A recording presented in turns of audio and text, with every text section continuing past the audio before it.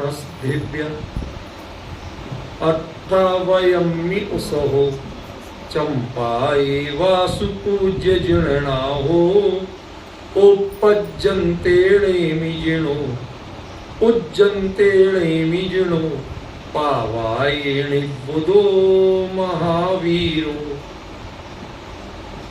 आज हमारे चर्चा का विषय निर्वाण भक्ति है। निर्वाण भक्ति माने क्या? जहाँ से तीर्थंकर निर्वाण हो। यद्यपि इसमें सिद्ध क्षेत्रों का भी वर्णन है, ध्यान रखना। निर्वाण शब्द मुख्यतः तीर्थंकरों के निर्वाण क्षेत्रों के लिए आता है और सामान्य केवली जहाँ से मोक्ष गए उनको सिद्ध क्षेत्र कहा जाता है। लेकिन इसमें मूल में तो बात कही 5 की। पहला छंद क्या कह रहा है जो हमने पढ़ा जानबूझ के लिखा, दूसरा है बाद का, ये आखिरी छंद लिखा है जिस पे अपन को चर्चा करनी है। लेकिन पहला छंद जो है वह मैंने आपको मंगलाचरण के रूप में पढ़ा, उससे आपको पता क्लियर चल सकता है कि आचार्य देव ने क्या लिखी, निर्वाण भक्ति। और निर्वाण भक्ति में 5 के ही नाम लिए। अट्ठावयम्मि उसहो, अष्टापद में आदिनाथ ऋषभदेव। चंपाए वासुपूज्य जिन्नाहो, चंपापुरी में वासुपूज्य जिन्नाथ। उज्जन्ते नेमि जिणो, ऊर्जंत पर्वत पर नेमिनाथ। और पावाए बुधो महावीरो, पावापुरी में महावीर स्वामी। 20 जिण वरिंदा, बाकी जो 20 जिनेन्द्र है वो अमरासुर वंदिता धुत क्लेशा, वह सुर से वंदित हैं और धुत क्लेश जिन्होंने सारे क्लेश कष्ट दूर कर दिए हैं, अनंत सुख के धनी हैं, वो सम्मेद गिरि सेहरे, वह सम्मेद शिखर के शिखरों पर ऋग्वाण गयाण मोते से निर्वाण को प्राप्त हुए, उनको नमस्कार है। ये मंगलाचरण में उन्होंने क्या क्लियर कर दिया कि 5 ही निर्वाण क्षेत्र हैं जिनमें 24 तीर्थंकर निर्वाण को प्राप्त। अब इन 5 निर्वाण क्षेत्रों से करोड़ों भगवान भी मोक्ष गए, लेकिन नाम किसका आएगा, इन 5 का। ठीक है ना? इससे स्पष्ट है कि निर्वाण क्षेत्र जो शब्द है वह मूलतः तीर्थंकरों के लिए है। लेकिन निर्वाण की प्रक्रिया और सिद्ध होना, इन दोनों में कोई अंतर नहीं है। उनके भी 14वां अनुष्ठान वैसे ही होता है जैसे तीर्थंकरों। समझ गए ना? सिद्ध इस्लाम में वो तीर्थंकर के रूप में नहीं, सामान्य सिद्ध के रूप में ही होते हैं। इसलिए सिद्ध क्षेत्र का भी जो यदि गणना कर लिया आचार्य कुंद देव ने तो कोई गलत नहीं किया। लेकिन पहचान हम ध्यान रखें कि निर्वाण क्षेत्र किसको कहते हैं, मुख्यतः मात्र तीर्थंकरों के ही निर्वाण क्षेत्र कहते हैं। ठीक है ना? क्योंकि उनके निर्वाण कल्याणक मनाया जाता है। निर्वाण कल्याणक होने से निर्वाण क्षेत्र है। जो सामान्य केवली सिद्ध होते हैं उनके कोई कल्याणक नहीं है, सिद्ध कल्याणक नहीं है, निर्वाण कल्याणक है।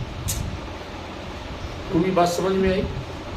कहीं भी आपने पढ़ा हो 5 कल्याणकों में, गर्भ कल्याणक, जन्म कल्याणक, तप कल्याणक, ज्ञान कल्याणक, उसके बाद में निर्वाण या मोक्ष कल्याणक है, सिद्ध कल्याणक। समझ गया? और मूल में नाम सिर्फ निर्वाण कल्याणक आता है, मोक्ष कल्याणक भी नहीं आता, ये बाद में चल गया। समझ गया? तो जब निर्वाण होते ही तीर्थंकरों के है,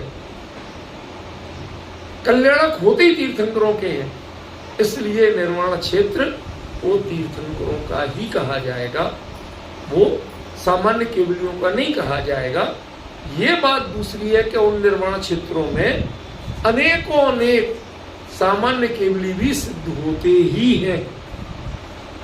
तीर्थंकर जहां विचरण करते हैं, जहां जाते हैं, वहां सिद्ध होने की परंपरा चलती रहती है। समझ गए? इसलिए ये अंतर पड़ेगा। लेकिन हमें जानना चाहिए कि कुंदाचार्य देव ने मूल में निर्वाण क्षेत्र किसको कहा, 5 जो निर्वाण क्षेत्र है उनको ही माना, जिनमें और उनका नाम भी किसको दिया, पहले ऋषभदेव अष्टापद, दूसरे चंपापुर में वासुपूज्य स्वामी, तीसरे ऊर्जंतगिरी गिरनार में नेमिनाथ स्वामी, और चौथे पावापुरी में महावीर स्वामी, और बाकी 20 तीर्थंकर सम्मिलित। ठीक है। और परमानेंट निर्वाण क्षेत्र ढूंढोगे तो सिर्फ एक रह जाएगा, उसका नाम सम्मिलित शिखर है। क्यों? क्योंकि तीर्थंकरों की शाश्वत जन्मभूमि वो अयोध्या है और शाश्वत निर्वाण भूमि वो सम्मिलित शिखर। ये तो हुंडाव सर्पणी काल के कारण तीर्थंकरों का अलग अलग जगह जन्म हुआ और कुछ अलग अलग जगह से निर्वाण को प्राप्त हुए 4 तीर्थ। समझ गया? जन्म तो बहुत का अलग अलग जगह हुआ, अयोध्या में बहुत कम जन्मे, लेकिन निर्वाण अभी भी 20 का तो सम्मिलित शिखर से ही हुआ, मात्र 4 ही अन्य जगह से गए।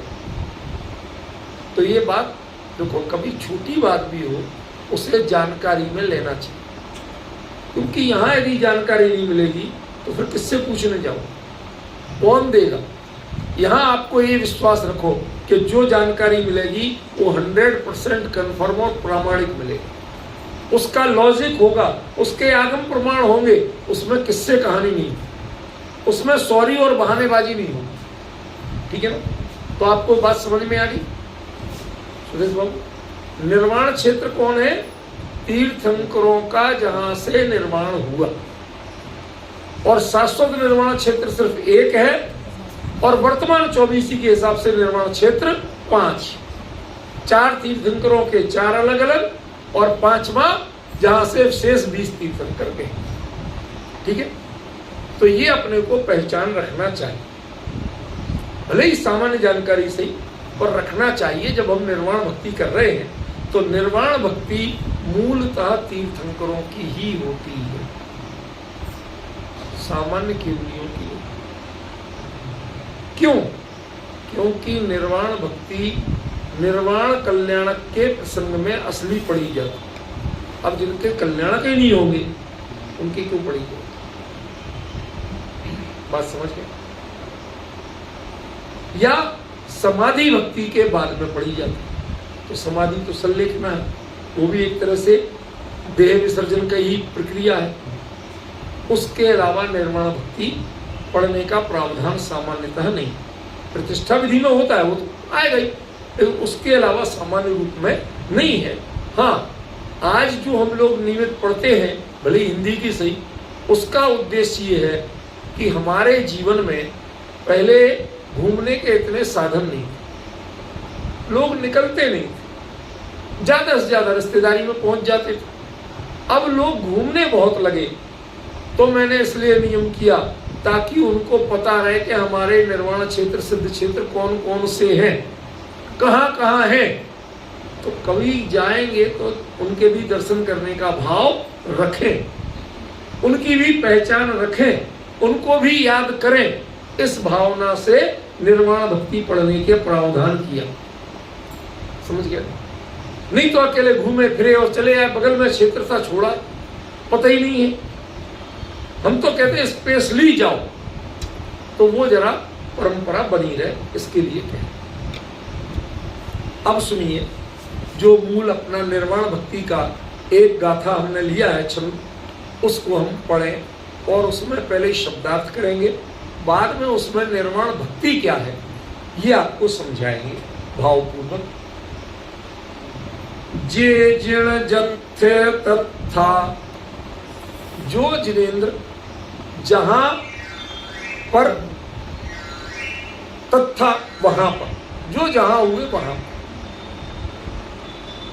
जेदु गयाणि बुद्धिम परमम, जो परम निवृत्ति को, या निवृत्ति शब्द जो है ये निवृत्तिवाची नहीं है, मैं निवृत्ति बोल रहा हूं।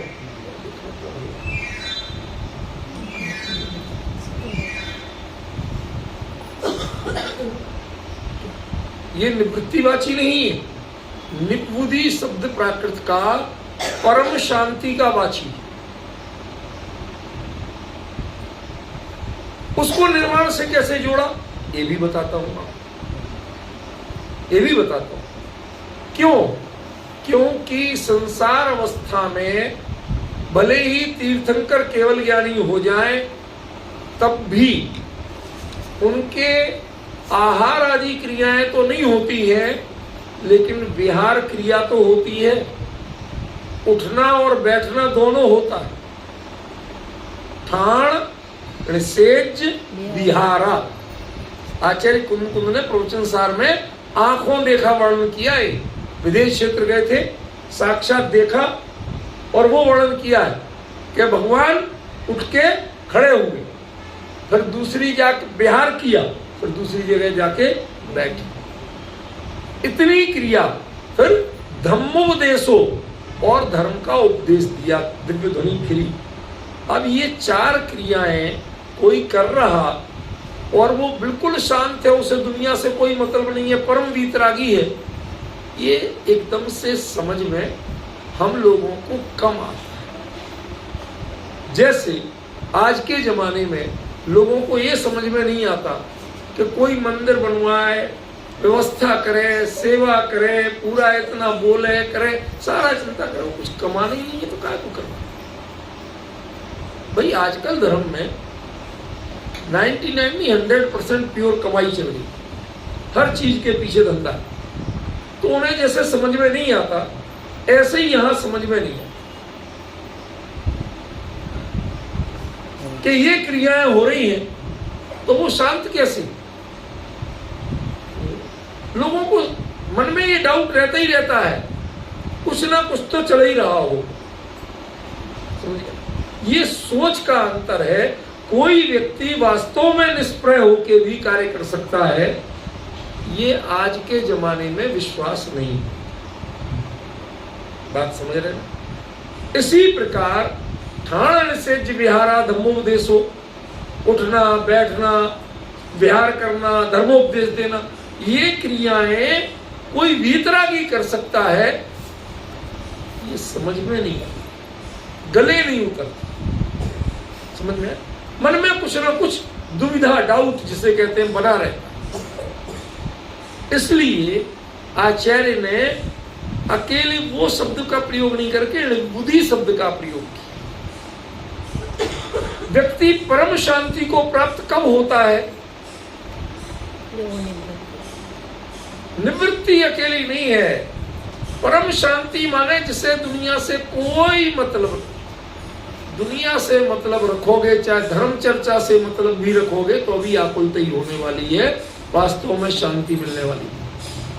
हम शांति की चर्चा करते हैं और वह चर्चा स्वयं अशांति भी।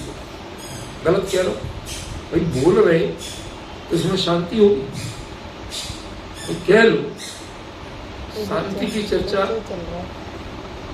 इसको मना तो करना पड़ेगा। नहीं तो बच्चे को थोड़ा ये क्यों की, इसमें निवृत्ति से प्राप्त होने वाली शांति, उसको बुद्धि का,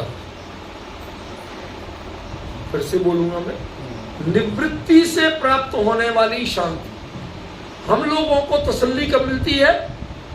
बढ़िया पहने, बढ़िया खाएं, बढ़िया आयोजन, शांति से। बढ़िया काहे की शांति से निपटेगा? ढोल मंजीरे बज के निपटा, फिर भी कहते हो अशांति से निपट। तुम्हें एक्स्ट्रा टेंशन नहीं मिला, कोई झगड़ा नहीं हुआ, इसको तुम शांति समझते। शांति थी कहां उसमें? अरे साहब हमारा तो इतना बड़ा काम, इतना शांति से निपट। कहां शांति? शांति शब्द का अर्थ नहीं जानते तुम, समझ रहे ना? इसलिए यहां पर न तो शांति शब्द प्रयोग किया और न निवृत्ति शब्द प्रयोग किया, बल्कि बुद्धि, जिसमें निवृत्ति भी है और शांति भी। निवृत्ति से प्राप्त होने वाली शाश्वत शांति, यह हमें समझना पड़ेगा। ख्याल में आया कि नहीं आया? शब्द को पहचानो, फोकस करो। इसमें शब्द क्या दिया? बुद्धिम। अब इसका संस्कृत में कोई करेगा तो निवृत्ति कर देगा, गारंटी से कह रहा हूं। इसका अर्थ सिर्फ निवृत्ति करेगा, लेकिन इसका अर्थ निवृत्ति नहीं। वो परम तृप्ति है जिसमें कोई विकल्प नहीं उत्पन्न होता। ऐसा परम तृप्त व्यक्ति जिसको दुनिया का कुछ भी दिखा दो, जानने में भी आ जाए, लेकिन वो उसकी ओर कभी आकर्षित नहीं हो सकता, वो अपने से हिल नहीं सकता, डिस्टर्ब नहीं हो सकता। समझ में आया? चक्रवर्ती को तुम अपने व्यंजन की गिनती गिनाओ। अब जिसके एक रसोइया 364 दिन तैयारी करता है, आपको पता है कि मतलब इवन उसकी खेती जो करना है ना, वो भी रसोइया ही करता है। जो जिस चीज से बनाना है पकवान, उसकी किस क्वालिटी की खेती होना है, वो भी उसी की देख रेख में हो। हर चीज, मसाला, एक एक चीज की प्रिपरेशन, कौन कितने दिन पुराना कैसा होना चाहिए, हर चीज वो एक रसोइया का काम 364 दिन तैयारी करना और 365वें दिन उसका वह पकवान बना के उसे खाना। उसके लिए कहा गया कि चक्रवर्ती का भोग यदि कोई सामान्य व्यक्ति कर ले तो विक्षिप्त हो जाए, पागल हो जाए। बेटा, चक्रवर्ती का जो भोजन है वो अपने आप में इतनी तैयारी और इतना गरिष्ठ होता है कि आम व्यक्ति उसका एक निवाला भी खा ले तो पचे नहीं, पागल हो जाए। अब कोई कहे कि हमारे यहाँ तो भाई साहब जो ये पकवान बनता है, ऐसा तो चक्रवर्तियों को भी नहीं मिले। डायलॉग ऐसे लगते हैं, वर्तमान युग में बहुत डायलॉग है ऐसे, समझ गए? पर ये डायलॉग ही है, ऐसा होता नहीं है। ऐसे ही भाई साहब हमारा जीवन तो इतना शांत है, इतना शांत है कि पूछो ही मत। उसको बुद्धि नहीं कह सकते। अरे शांत हो आप तो आपको पर का विकल्प कैसे? पर में आवागमन क्यों है? तीर्थंकरों के भी होता है कि वो तीर्थंकर प्रकृति जो है ना, उसका कारण उसको कहा भावी भागन वच जोगे वश। रजनी समझ में आया? जहां जहां के भव्य जीवों के भाग्य हैं, जिन्हें तीर्थंकर की दिव्य ध्वनि सुनने को मिलना है, वो तो मिलेगी ना। उतना पुण्य लेके आएगा जो, उसे मिलेगी नहीं, मिलेगी ना।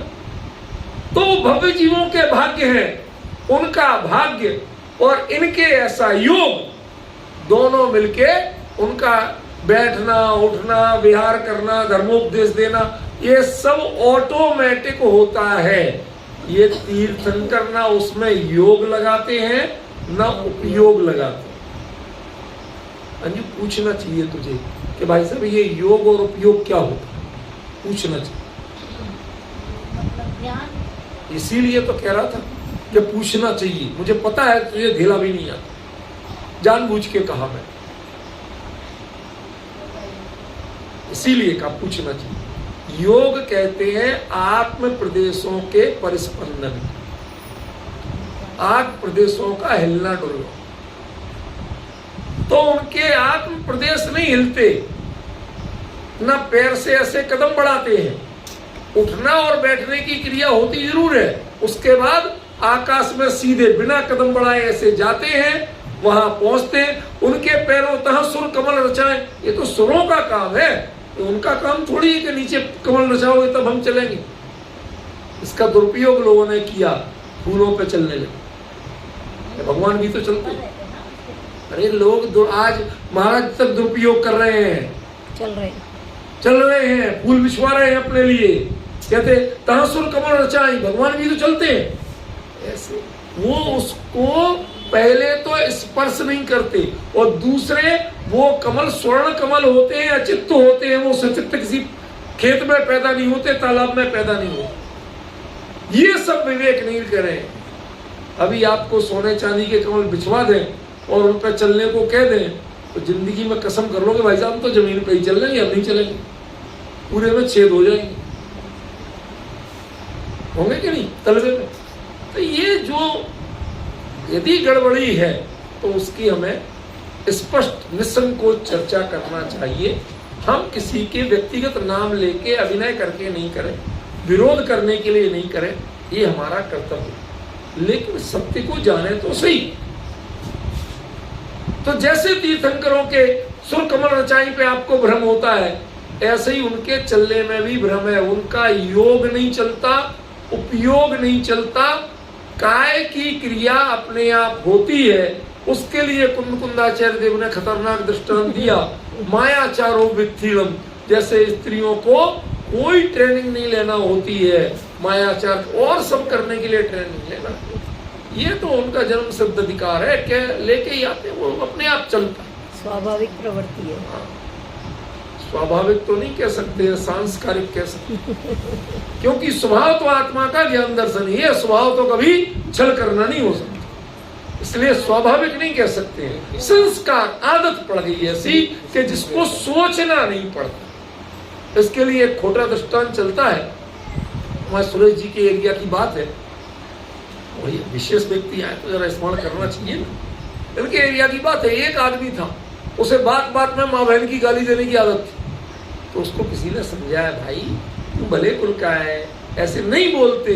तो उसने एक जोरदार गाली दी। कौन ऐसा गाली देता? उसे लगा ही नहीं कि गाली दे, वो अपने ही को गाली दे के बोल रहा।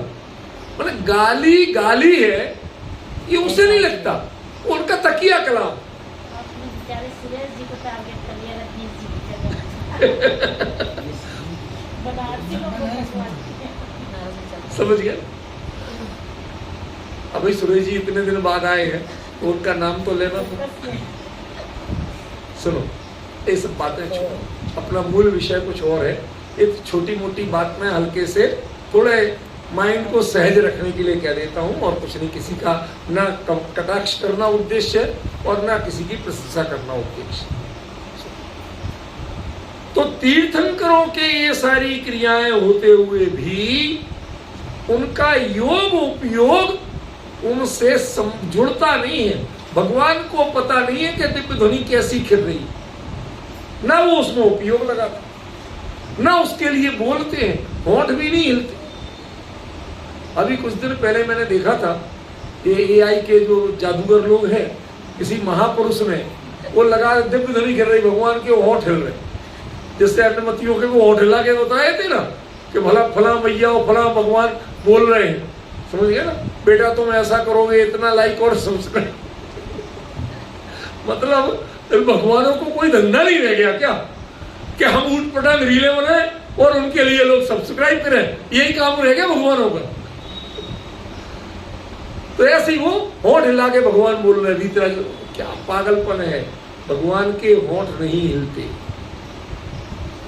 सर्वांग से दिव्य ध्वनि निकलती। कैसे निकलती है इसका कोई उत्तर नहीं है, और वो ध्वनि है, शब्द नहीं है, वाक्य नहीं, वो ध्वनि निकलती है। उस ध्वनि को आपके कान में जाके ऑटोमेटिक आपकी भाषा, आपके प्रश्न के उत्तर के रूप में परिणमित होना, यह व्यवस्था मागध जाति के देव करते। लैंग्वेज में जो कन्वर्ट करना वो मागध जाति के देव, और आपकी जिज्ञासा का उत्तर बनना वो तीर्थंकर का जो पुण्य है। तीर्थंकर प्रकृति वो काम करती। आज अच्छे अच्छे लोग इस बात को डिफाइन नहीं कर सकते। योगेंद्र बाबू क्या तीर्थंकर कुछ नहीं करते, तीर्थंकर प्रकृति वो ये काम करती है कि आपके मन में जो जिज्ञासा है वह ध्वनि उसके उत्तर रूप में परिणमित हो और आपको सुनाई दे। ये तो काम करती है तीर्थंकर प्रकृति। लेकिन आपकी जो लैंग्वेज प्रॉब्लम है, एक बैठा कन्नड़ वाला, एक बैठा तमिल वाला, एक बैठा हिंदी वाला, एक बैठा गुजराती वाला, तो सबको अपनी अपनी लैंग्वेज में सुनाई दे, ये मागध जाति के देव करते हैं, ये तीर्थंकर नहीं करते। इसलिए तीर्थंकरों की भाषा अर्धमागधी भाषा कही गई कि आधा श्रेय तीर्थंकर का, आधा श्रेय मागध जाति के देवों का।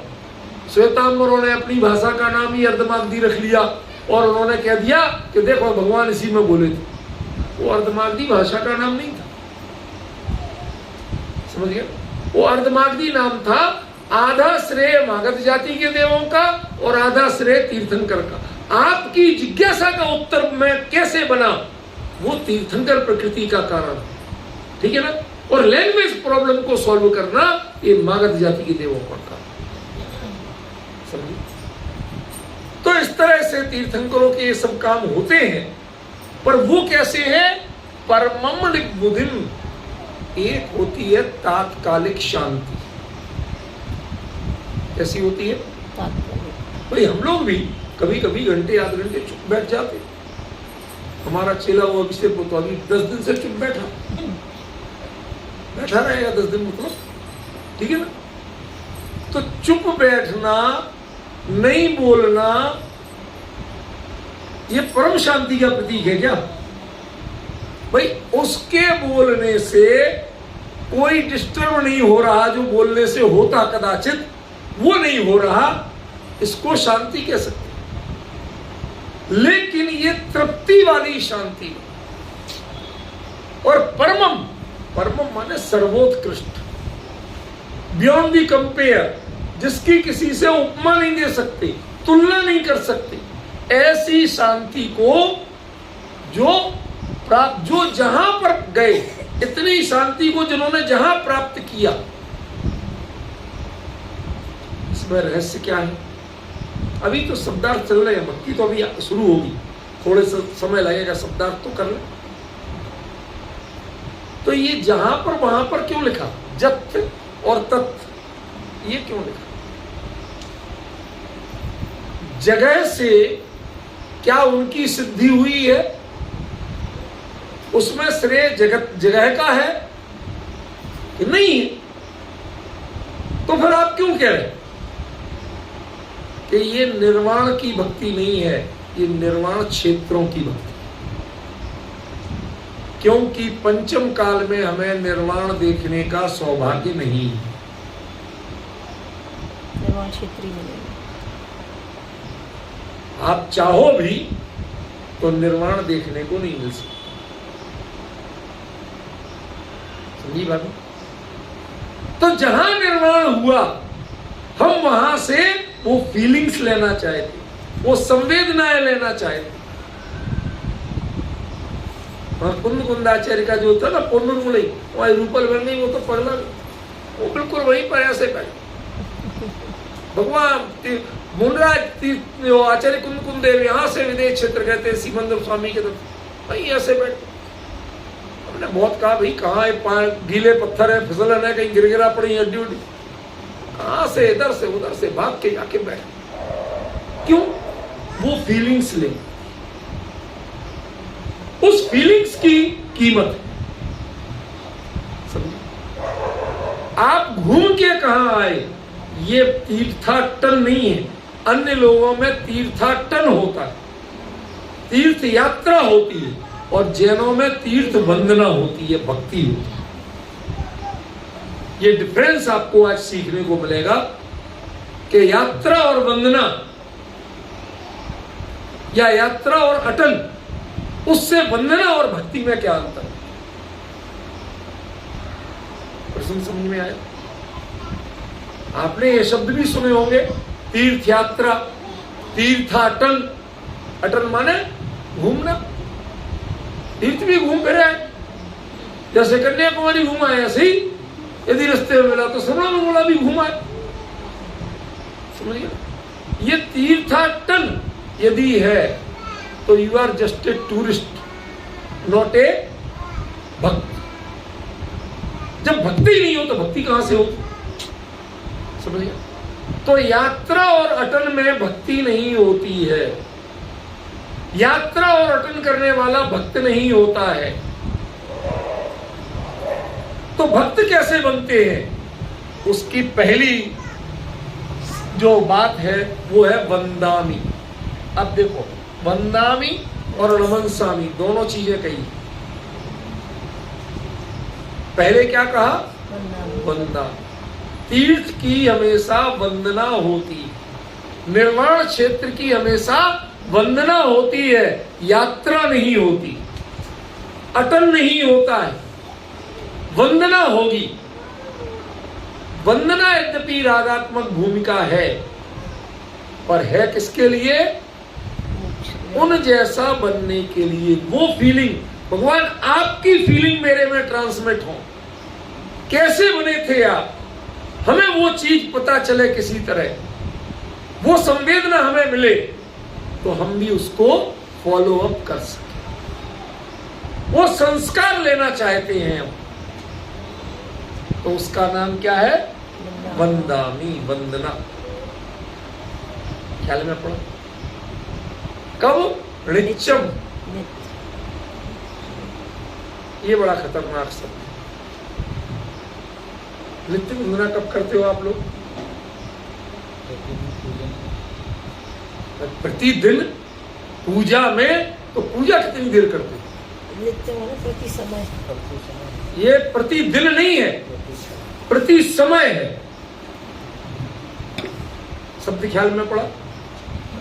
एक क्या होता है? प्रतिदिन, प्रति वर्ष, हम इसको भी तो बोलते हैं ना।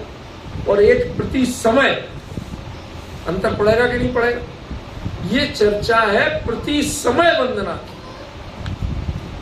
अब आप बताओ कैसे करोगे? राखी बाबू, कैसे करोगे बताओ?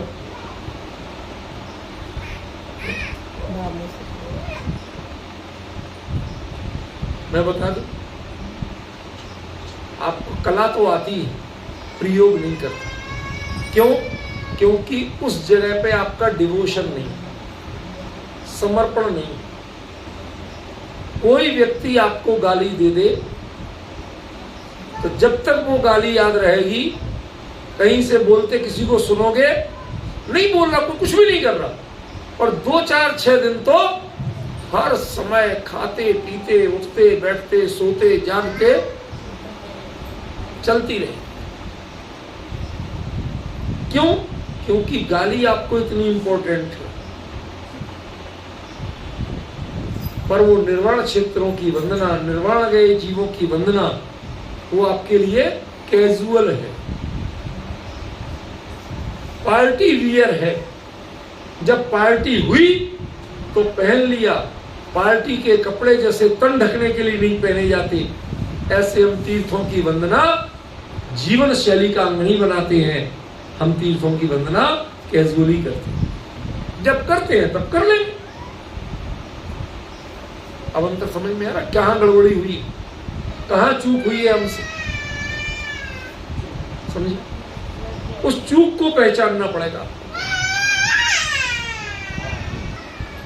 यहां पर आचार्य देव ने शब्द दिया नित्यम। जैसे कहीं पर आप किसी प्रोग्राम में होके आए, उसकी बड़ी महिमा आपके दिमाग में आए, तो वो दिमाग से उतरती है। समझ में? वो हम गए थे, वहां ऐसा था वैसा था, जहां मौका मिलता है हम चालू हो जाते। जब नहीं बोल पाते तो अपने दिमाग में घुमाते रहते। यही मैं कहना चाहता हूं। आचार्य देव ने ये कहा कि निर्वाण क्षेत्र की वंदना भले ही एक बार करो, और कदाचित नहीं भी कर पाओ। निर्वाण की भक्ति करने के लिए, निर्वाण क्षेत्रों की भक्ति करने के लिए निर्वाण क्षेत्रों की यात्रा जरूरी है।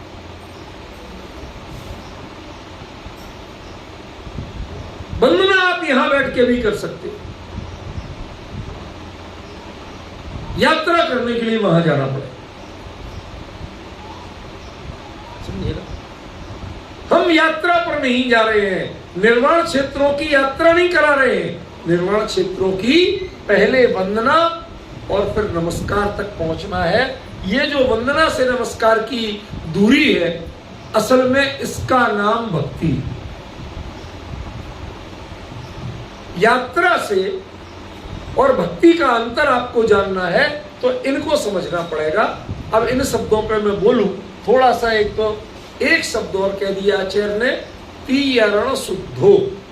दिखाई दे रहा है? क्या मतलब हुआ? मन शुद्धि, वचन शुद्धि, काय शुद्धि। पर बढ़ोतियों जैसी नहीं, बढ़ोतियों जैसी नहीं। एक महाराज बताते, कहते कहां से कहा मैंने बढ़ोतरी में चातुर्मास कर लिया, द्वारा नहीं करूं। क्या हो गई महाराज? अरे बड़े विचित्र लोग हैं। आहार लेने पहुंचे, महाराज जी मन की शुद्धि, महाराज जी वचन की शुद्धि, महाराज जी काय की शुद्धि। वो काय की शुद्धि को काय की शुद्धि, तो ऐसे नहीं, जो उसका अभिप्राय है तुम कुछ भी बोल लो और कुछ भी अर्थ समझ लो, ऐसा नहीं। मन शुद्ध हो, वचन शुद्ध हो, काय शुद्ध हो, निर्वाण क्षेत्रों की, तीर्थंकरों की उस निर्वाण भूमि के स्पर्श के लायक उन संवेदनाओं को आप कैसे गिनोगे? हमारे सुदेश बाबू हमारे साथ थे जब उस दिन हवाओं के कारण टेम्परेचर माइनस में था, कैलाश पर्वत जिस दिन अपन विधान कर रहे थे। ये न पता है अभी कैसे उंगलियां नीली पड़ रही थी जब चढ़ाते थे ना बादाम और दस्ताने से निकालते थे, उतनी देर में एक बादाम चढ़ाने में उंगलियां नीली पड़ रही थी, चेहरा पहचाना नहीं जा रहा, ऐसा हो रहा। -3 टेम्परेचर, एकदम बर्फीली हवा और बहुत तेज हवा। मतलब यदि उस चट्टान की ओट हम नहीं लेते तो हम लोगों के लिए खुले में खड़ा होना कठिन हो रहा था। ये लोग तो कोई कोई तो उस ओट में बैठ गए, कहते आधे, चट्टान इतनी ऊंची थी कमर तक, तो उसके ऊपर तो हवा लग रही, तो खड़ा नहीं हुआ जा रहा। मैंने तब नियम तब भी निभाया था, मैं वहां भी पूरे समय खड़ा रहा था और आज तक कभी मंदिर में पूजा करने में कभी बैठता नहीं। समझ में? वहां सामने भगवान आदिनाथ के चरण चिन्ह की जो आकृति है वो दिख रही, वो जो फीलिंग थी उस फीलिंग के आगे सब भूल गए। ठंड कितनी पड़ रही, कहां खड़े हैं, कैसा, कुछ पता नहीं। आप विश्वास नहीं करोगे, उस दिन हल्की हल्की बर्फ भी पड़ी। समझ में? कैलाश पर्वत पर तो बहुत तेज बर्फ पड़ रही थी, उस पर क्लियर दिख रहा था, जबकि वो उसी का पार्ट। जहां खड़े थे वहां हल्की हल्की ऐसे कोई जैसे तैरता हुआ कुछ आ रहा हो। ऐसा होते हुए भी 48 के 48 काव्य भक्तामर के पढ़े और बड़े भाव से आदिनाथ भगवान का स्मरण करते हुए, उनको वंदना करते हुए, और वो अर्घ चढ़ाते, अर्घ के रूप में अकेले बादाम थे, कुछ नहीं थे, लेकिन वो विधान हमने आज तक नहीं। वो क्या है? ऋचम आपके दिमाग से उतरा कभी होता, वो वंदना उतरी कब? कष्ट कितने हुए थे वो उतर गए, लेकिन वंदना की जो खुशी थी वो उतरी क्या? वो मिटी क्या? कष्ट आप भुला देना चाहते हो, लेकिन वंदना की खुशी मिटा देना चाहते हो, भुलाना चाहते हो। ये है डिफरेंस। तो आपको जब जब वो चीज याद आ जाए तो क्या करना?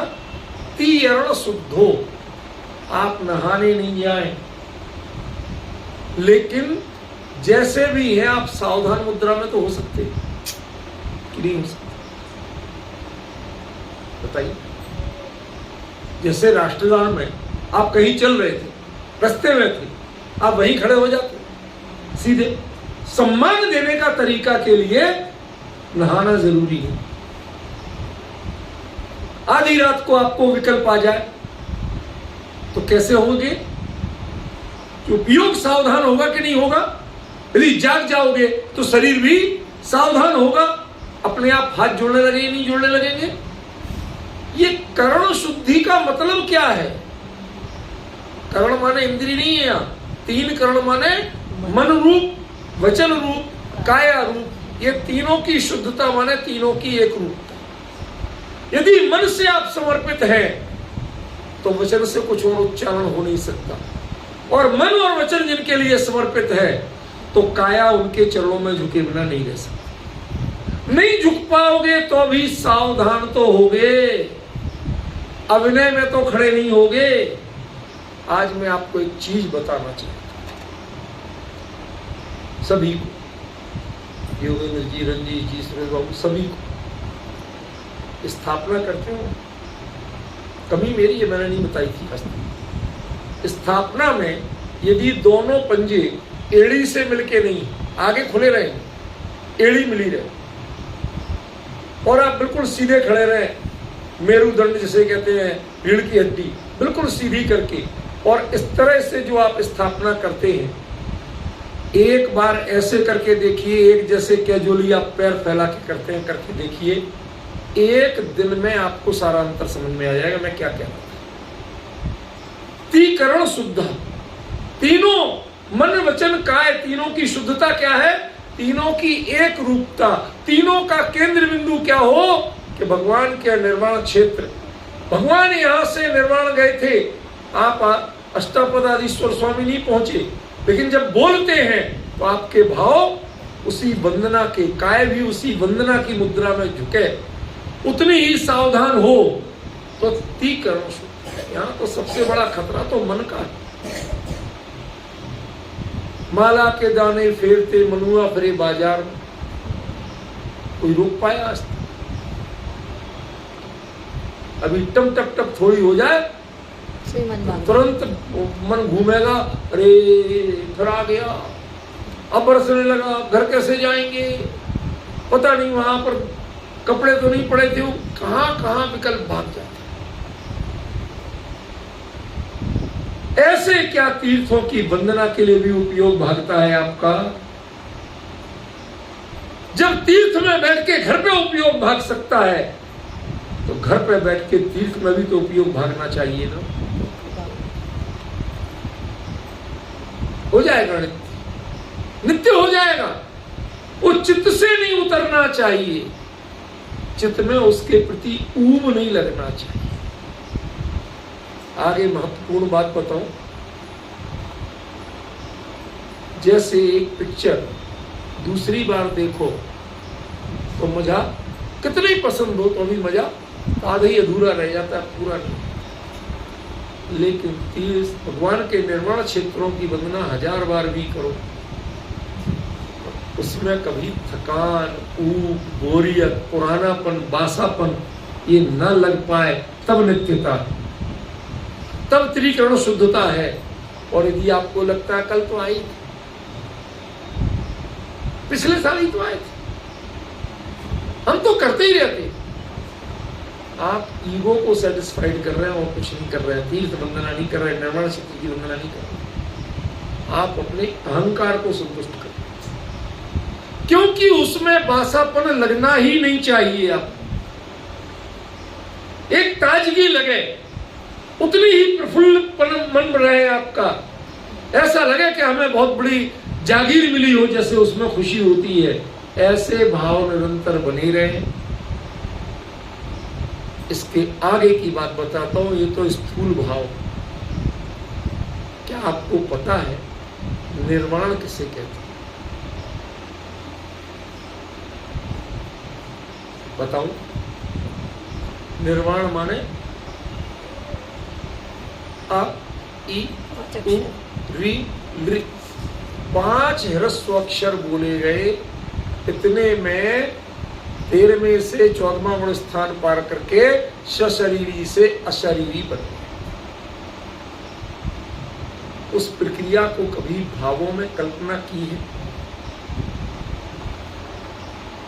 सुदेश बाबू जानते हैं, कैलाश पर्वत पर जो चेहरा सा दिखता है, मैंने आदिनाथ पुराण का रेफरेंस आपको बताया था, कभी हस्ती मतलब वो लिखते हैं कि उसने कैलाश पर्वत के, क्योंकि वो ठीक ईशान दिशा में, भगवान के चरण चिन्हों की दिशा भी ईशान की ओर ही चौड़ी है और पीछे की ओर सकड़ी है, क्योंकि एड़ी सकड़ी होती है, पंजा चौड़ा होता है, बिल्कुल वही मुद्रा बनी हुई है, अच्छी तरह जान देखा है इनने प्रत्यक्ष। वो ईशान की ओर मुंह करके खड़े हुए दिशा में, वही ठीक सामने कैलाश पर्वत का जो हिस्सा आता है, वहीं पर उनके चेहरे की आकृति उभरना शुरू। उस पर्वत ने, अब आगे की जरा सावधानी से सुनो, उस पर्वत ने निर्वाण भक्ति करना शुरू की। वो मुद्रा हृदय में बसा ले, अपने आप में बसा ले, ये उसने प्रयास शुरू किया था। जितनी चाहे बर्फ पड़ जाए, वो चेहरा आज तक ढकता नहीं है कैलाश में, सारा ढक जाएगा, वो नहीं,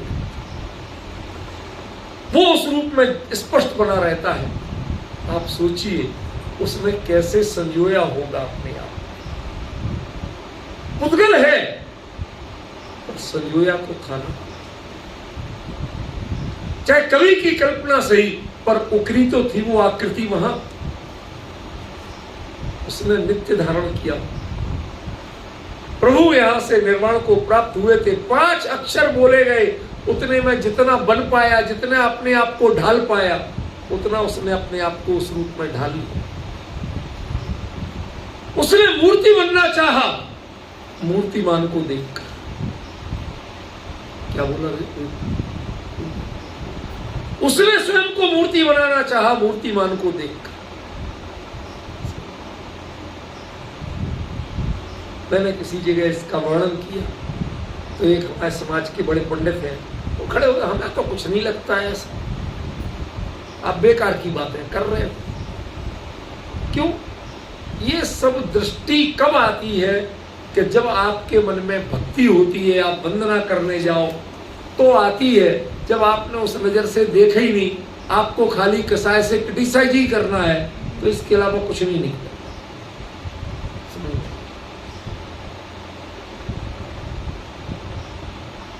वो कहते हैं ना, फूल बरसे, तो फूल बरसे के कांटे बरसे। वचन से निकले क्या, उसके आधार पर निर्णय होता है कि फूल बरस रहे हैं कि कांटे बरस रहे हैं। तेरा विचार। उस पर्वत ने अपना आकार लेना शुरू किया। 5 सेकंड जितना समय मिला, अ ई उ री री, खत्म। इतने में निर्वाण। इतने में वो जड़ पर्वत आकृति चाहे थोड़ी सी हो पाई, चेहरे जितनी हो पाई, बहुत क्लियर नहीं बन पाई, लेकिन उसने ले ली।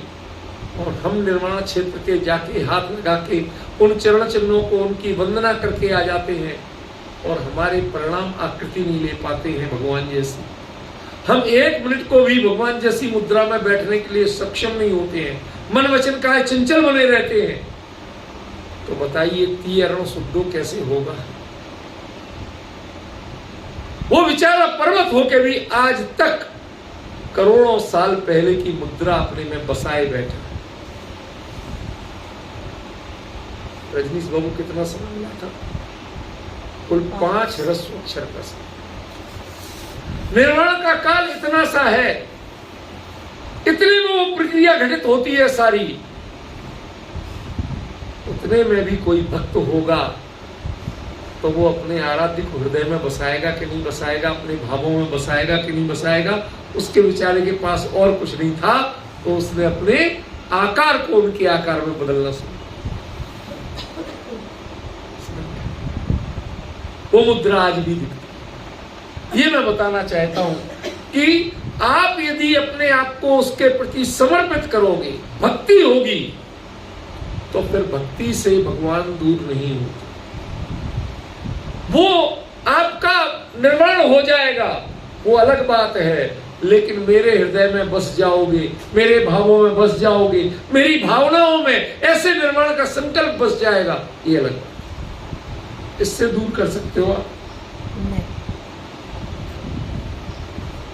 कोई किसी से, आजकल के बाप लोग होते हैं, मैं जानबूझ के शब्द बोल रहा हूं, कोई व्यक्तिगत नहीं लेना, वैसे पिताश्री भी कह सकते हैं, वो होते हैं अपनी कल्पनाओं से, अपने जो मन की फीलिंग है उससे कभी कभी बच्चों को हॉस्टल में भर्ती करने ले जाते। ठीक है ना? वो अपने हिसाब से ले जा रहे। बच्चा कितना जाना चाहता है, उसका मन कितना रमता है, उसका किसी को पता नहीं। जिस दिन हम बच्चे की भावनाओं की फीलिंग समझेंगे, उस दिन उनके अनुसार करेंगे, अपने अनुसार उनको नहीं करेंगे। गाइड करना आपका काम है, विचार करना आपका काम है, लेकिन थोपना आपका काम है। उसका पुरुषार्थ उसे करना है, उसकी भावनाओं को। इसलिए आप थोपने की जगह उनकी भावनाओं पर ध्यान, भगवान का क्या परिणमित हो रहा है उन भावों पे ध्यान दो, तो आपको तब भक्ति समझ में आएगी कि भक्ति होती कैसे। अभी हम मेंटली प्रिपेयर नहीं, हमारी भावनाएं तैयार नहीं है, हमने भक्ति नहीं की है, हमने यात्राएं की। एक बार निर्वाण क्षेत्र की भक्ति करो और उस भक्ति के क्रम में पहले आएगी वंदना और बाद में आएगा नमस्कार। नमस्कार कैसे होता है? साष्टांग नमस्कार को ही नमस्कार कहते हैं। मन वचन काया तीनों सीधे एक दिशा में, कोई कर्म नहीं है, कोई मोड़ नहीं है, कोई गांठ नहीं है, सब बिल्कुल सरल हो गए हैं। और ऐसी मुद्रा में इसको समर्पण की मुद्रा कहते हैं। अब हमें कुछ और नहीं चाहिए, अब हम किसी और चीज का विकल्प करने को तैयार नहीं। पॉइंट समझ हो गया क्या? 5 मिनट लोग अपनी बात करने लगे तो शायद समय हो गया। 10 मिनट नहीं 10 मिनट हाँ, तो करने दो ना। क्या बड़ी बात चल रही थी, थोड़े से उससे क्या उपयोग पर बढ़ जाता है। तारतम्य चलने दिया तो वो अपने आप देख लेता। निर्वाण भक्ति कैसे हो? पहले वंदामी, वंदना करने जाने में मन वचन काय की सक्रियता रहती है, लेकिन नमस्कार करने में मन वचन काय की सक्रियता नहीं होती है। समर्पण कर दिया जाए, आपको खड़ा किया जाए, आप बैठ सकते, शरीर साथ नहीं, बैठे हो तो गिर सकते हो, समझ गए? चित हो तो करवट ले सकते हो, लेकिन यदि साष्टांग लेटे हो तो अब कुछ नहीं कर सकते। अब ये अपने आप नहीं पलट सकता।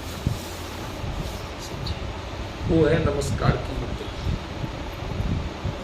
त्रिकरण शुद्धों के बिना नमस्कार नहीं होता। नित्य वंदना हो सकती है, लेकिन त्रिकरण शुद्धि के बिना नमस्कार नहीं होता। पकड़ में आई बात क्या कह रहा हूं? अंत रजनीश बाबू,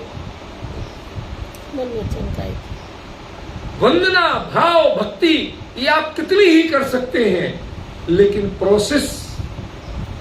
प्रोसेस करने के लिए आपको मन वचन काय तीनों की एक रूपता बनानी ही पड़ेगी। आप निर्वाण क्षेत्र की वंदना करके आए, उसकी चर्चा, भक्ति, गुणगान आप कैसे भी कर सकते हैं, लेकिन वो निर्वाण क्षेत्र पर लाके आपको खड़ा कर दिया जाए तो उसके बाद ना भक्ति करोगे, ना गुणगान करोगे, कुछ नहीं करोगे, फिर नमस्कार। प्रोसेस बदली कि नहीं बदली? पोस्चर बदला कि नहीं बदला? वही बात करें। वंदना में भावों की प्रधानता है और नमस्कार में समर्पण की प्रधानता है।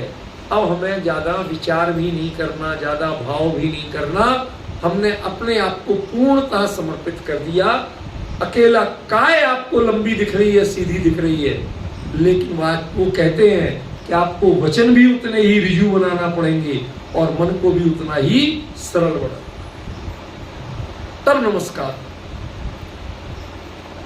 मंदिर में आते हो, पहले नमस्कार करते हो कि पहले वंदना करते हो? ओम जय जय जय नमोस्तु नमोस्तु नमोस्तु, जो बोलते हो ये क्या है? ये वंदना है, ये नमस्कार नहीं। समझ गए? वंदना कर ली, 3 प्रदक्षिणा दे ली, पर उसके बाद साष्टांग नमस्कार होता है। अब जो कुछ बोलना था, जो कुछ करना था, सबको विश्राम दे दो। मन को भी ज्यादा सोचने से विश्राम दे दो। हमने समर्पण अपना कर दिया है पूर्ण। इस मुद्रा का जो मर्म पहचान सके उसे नमस्कार का अर्थ समझ में आए। असल में मैं पूरे छंदों को एक एक करके लेता, एक एक वो बात यहाँ तक क्रम से पहुंची। आचार्य ने बीच में भी उन शब्दों का प्रयोग किया है, उस क्रम का प्रयोग किया है, पर हम पहली गाथा, मंगलाचरण और आखिरी गाथा, अब 1 घंटे में हमें बात पूरी करना तो कई बार समेटने में अंतर पड़ जाता है। ये वंदना और नमस्कार का अंतर हमें पहचानना पड़ेगा। वंदना जो होगी उसमें नित्य भावों में आप नित्य चला सकते हो कोई चीज, पर नमस्कार नित्य नहीं कर सकते हो। नमस्कार में तीनों करण की शुद्धि जरूरी है। और नमस्कार जब तक नहीं करोगे तब तक निर्वाण क्षेत्र की भक्ति पूरी नहीं होगी। अब डिफरेंस कुछ पकड़ में आया? आप यहां बैठे बैठे कैलाश पर्वत के जो भी अष्टापद है और जहां की सबकी वंदना कर सकते हो, लेकिन बैठे बैठे नमस्कार नहीं कर सकते। यदि आप भावों में ख्याल ले लोगे सामने है, तो उसके बाद क्या होगा सुदेश बाबू?